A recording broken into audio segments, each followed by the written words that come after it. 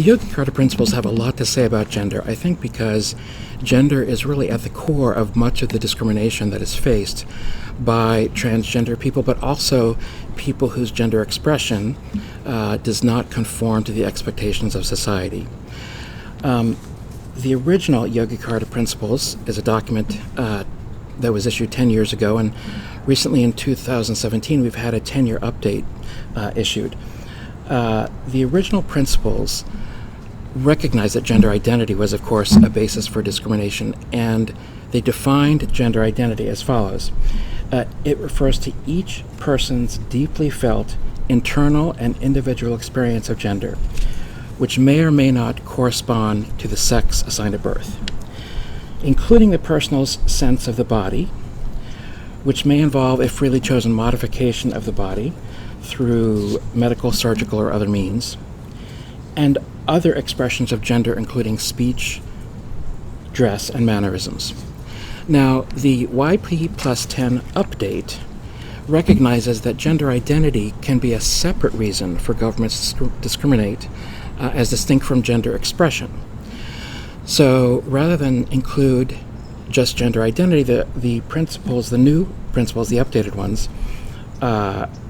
defined gender expression as each person's presentation of that person's gender through physical appearance, including dress, hairstyle, cosmetics, and mannerisms, speech, behavioral patterns, names, and personal preferences, and noting that gender expression may or may not conform to a person's gender identity. So throughout the Yogyakarta Principles, we now refer to gender identity and expression as a basis for concern for human rights. Originally, the principles had a very powerful stance on the right to establish one's own identity.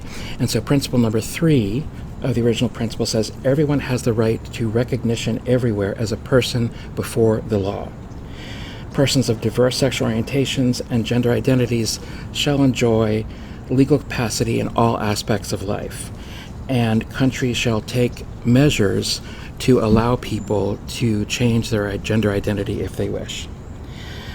The new document, the Yogyakarta Plus 10, goes a little farther. So the principle number 31 of the new document also says people have the right to legal recognition and to their own identity, and that everyone also has the right to obtain identity documents, including birth certificates, passports, etc., regardless of sexual orientation, gender identity or expression, or sex characteristics. And that they can change that information, they can change their gender if they want, and the change of gender will remain private, that it won't be made a public record that the gender has changed. Now, the principles also say that when a government decides to record one's gender on a form, that it should only do so when it's reasonable and necessary. And the reason why is because many governments put a male or a female designation on forms where it's just really not necessary. It's not necessary on your bus card or your banking card or your card for student housing. I'm sitting here in a university setting, or your card for the cafeteria, to have whether you're a male or a female, and that where they do record it, it's only in places where it's necessary. This makes sense to me because, frankly, your race is not necessary in many places, your religion is not necessary. We wouldn't need to have someone's race or religion on a banking card, and I think gender is the same thing. My personal interpretation of this in terms of gender is that the principles articulate the international human rights norm that people should not be labeled in ways that aren't important to the functions of government and to their own needs. That putting an M or an F on document is a form of administrative segregation, in a sense, that you would not see with race or other kinds of characteristics. So it's really not something that needs to take the prominence that it's currently taking. Where I think we're heading is this is my own personal kind of analogy, is that gender should be something like membership in a political party. It's something that's personal, it's something that you can change when you want, and it's something that, for the most part, is not relevant to most functions of life and most functions of interaction with the government.